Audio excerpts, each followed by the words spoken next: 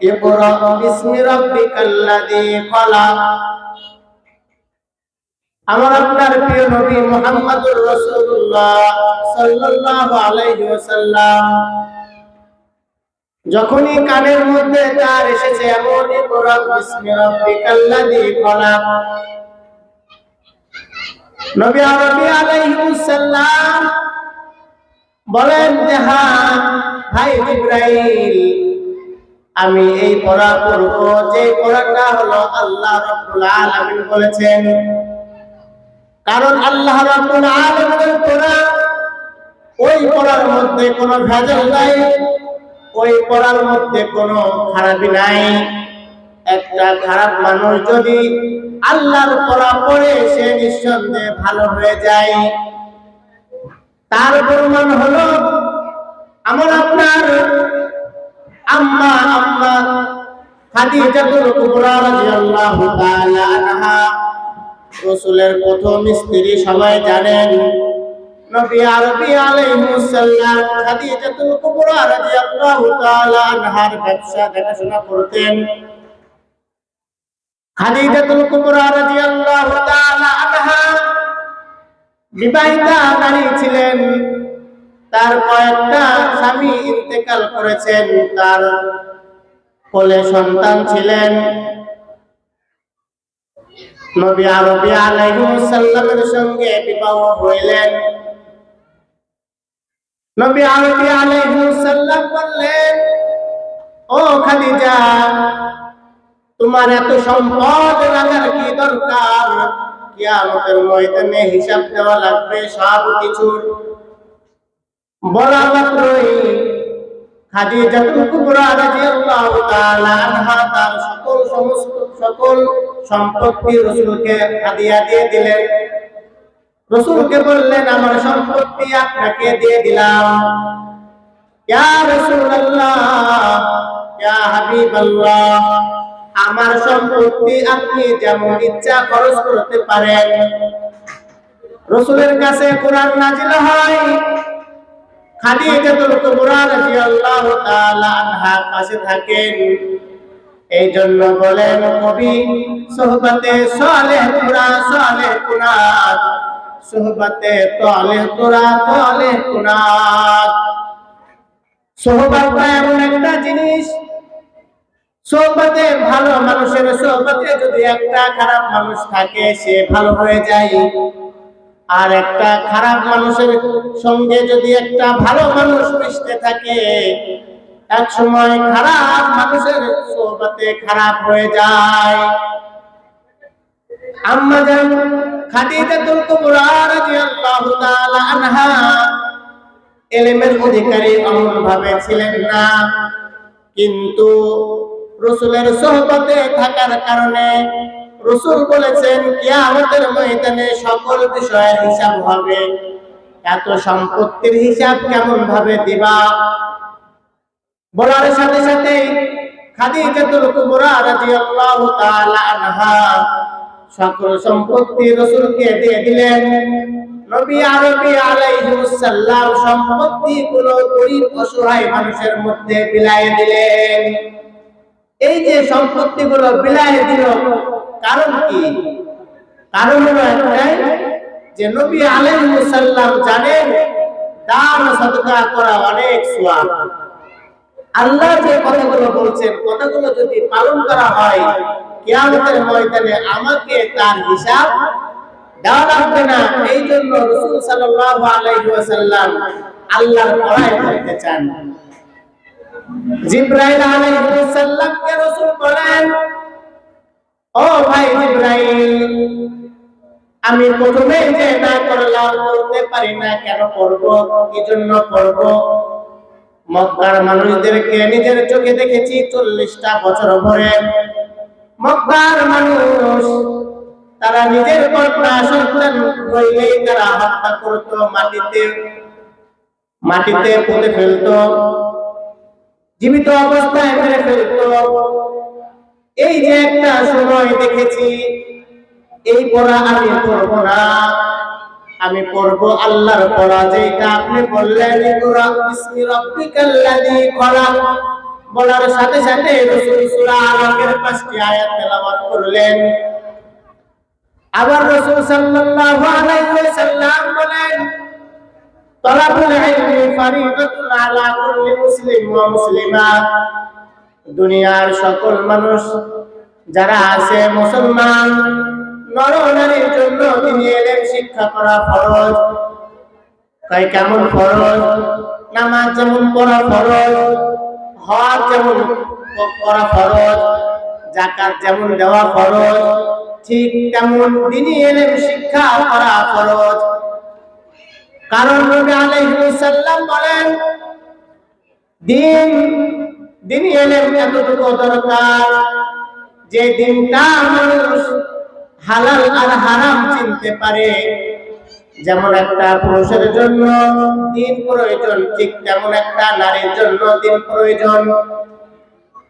রাসূল সাল্লাল্লাহু আলাইহি ওয়াসাল্লাম তার দ্বীনের কারণে, আল্লাহর কালাম পড়ার কারণে আল্লাহ সুবহানাহু ওয়া তাআলা ইলম রাসূলের দিলের মধ্যে থাকার কারণে দুনিয়ার মানুষকে বলেন, ও দুনিয়ার মানুষ, আমি বললাম একজন স্বামী, দুনিয়ার পুরুষ মানুষ তোমরা শোনো, আমি একজন স্বামী, কেমন স্বামী হইতে হবে আমার থেকে শেখো। আবার রাসূল বলতেছেন, আমি বললাম একজন বাবা, বাবাদেরকে বলতেছে দুনিয়ার পুরুষ জাতি তোমরা বাবা, কেমন বাবা হইতে হবে আমার কাছ থেকে শেখো।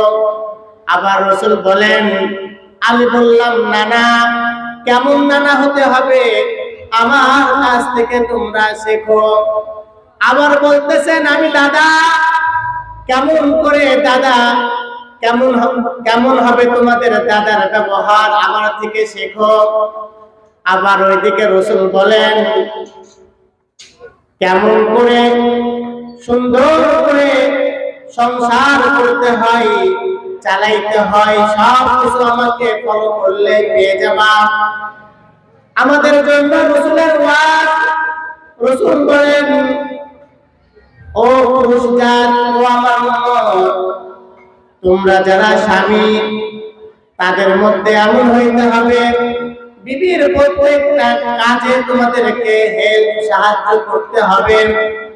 আম্মা জান আয়েশা সিদ্দিকা রাদিয়াল্লাহু তাআলা আনহা বলেন, আমি যখন রাসূলের ঘরে গেলাম একেবারে ছোট, আমি আমার বাড়ির পাশে এক ইহুদি মেয়ের সঙ্গে পুতুল খেলতেছিলাম। এমন পুতুল যে পুতুলের মাথা নাই। রাসূল জিহাদের ময়দান থেকে আসলেন, রাসূল জিজ্ঞাসা করলেন, ও আয়েশা, খাবার কি আছে? আয়েশা সিদ্দিকা রাদিয়াল্লাহু তাআলা আনহা বললেন, ইয়া রাসূলুল্লাহ, একটু বসেন, খাবার তৈরি করে আনছি। রাসূল সাল্লাল্লাহু আলাইহি ওয়াসাল্লাম পোশাকগুলো খুলতেছেন। আম্মা জান আয়েশা সিদ্দিকা রাদিয়াল্লাহু তাআলা আনহা খাবার রান্নাঘরে খাবারের ব্যবস্থা করেন। রাসূল পোশাকগুলো খুলেন, তার ঘাড়ে যে তরবারি ছিল তরবারিটা খাপ থেকে বের করে নিচে রেখে রাসূল সাল্লাল্লাহু আলাইহি ওয়াসাল্লাম বলতেছেন, ও আয়েশা, দাও তোমার কাজে একটু সাহায্য করি, কোন কাজ করতে হবে। এইটা আমাদেরকে রাসূল শিখাইলেন। স্বামী যদি হতে হয় আমার মতন স্বামী হও, নানা যদি হতে হয় আমার মতন নানা হও। কারণ আমরা অনেকেই নানা হয়েছি, কিন্তু নানার কাজগুলো আমরা কেমন করে জানি না। রাসূলের নাতে ইমাম হাসান আর হুসাইন রাসূলকে ঘোড়া বানাইতো। কখনো কি আপনি আমার নাতি ছেলেদেরকে ঘোড়া বানাইছি? বানাই নাই। রাসূল বলতেছেন, আমি দাদা, কেমন দাদা হও বাবা, দেখো সবাই আমরা জানি রাসূলের কোনো ছেলে ছিল না। যতগুলো ছেলে হয়েছে সব ছেলে দুনিয়া থেকে বিদায় নিয়েছে। তাহলে কেমনে রাসূল দাদা হলেন? রাসূল সাল্লাল্লাহু আলাইহি ওয়াসাল্লাম বলেন আমার পালক পুত্র জায়েদ ইবনে হারেসার ঘরে পুত্র সন্তান হয়েছে। রাসূল জায়েদকে হাত ধরে কাবার সামনে সকল মানুষকে বলতেছিলেন, এই কাবার মানুষ, এই জায়েদকে কেউ পরগাছা মনে করবা না, জায়েদকে কেউ দাসী বলবা না, দাস বলবা না। এই জায়েদ আমার কাছে আমার মুহাব্বতে পড়ে তার বাবার কাছে ফিরে যায় নাই। অতএব আজকে থেকে তোমরা জায়েদকে মুহাম্মাদের বেটা বলে ডাক দিবা। মুহাম্মাদুর রাসূলুল্লাহ সাল্লাল্লাহু আলাইহি ওয়াসাল্লাম পালক পুত্র জায়েদ ইবনে হারেসা, তার ঘরে সন্তান হয়েছে, নাম তার উসামা। উসামাকে রাসূল ভালোবাসতেন। কেমন ভালোবাসা কিতাবের মধ্যে পাওয়া যায়। আমি আপনি আমার আপনার নাতি ছেলের সন্তানদেরকে তেমনটা ভালোবাসা দরকার। নবী আরবি আলাইহিস সালাম বলেন, তালাবুল ইলমি ফারিদাতুন আলা কুল্লি মুসলিম ওয়া মুসলিমা। প্রত্যেকটা নর-নারীর জন্য দ্বীনি ইলম শিক্ষা করা ফরজ। যদি দ্বীনি ইলমটা কোনো মানুষের মধ্যে থাকে, ওই মানুষটা কেমন ভাবে চলবে, কিভাবে চলবে, কোন কাজটা কিভাবে করবে, এই সব বিষয় আল্লাহ জাল্লা জালালুহু ওই ইলমের মধ্যে সুন্দর করে সাজানো আছে। যেমন কোন মানুষ, আমরা যারা আছি, আমাদের মাথায় টুপি আছে, রাসূলের সুন্নাত আছে, আমাদের দ্বারা সহজে একটা গুনাহ করা সম্ভব হয় না। যেমন দাড়ি রেখে মুখে মাথায় টুপি পরে লম্বা জামা গায়ে দিয়ে যেখানে সেখানে বিড়ি টানা সম্ভব না।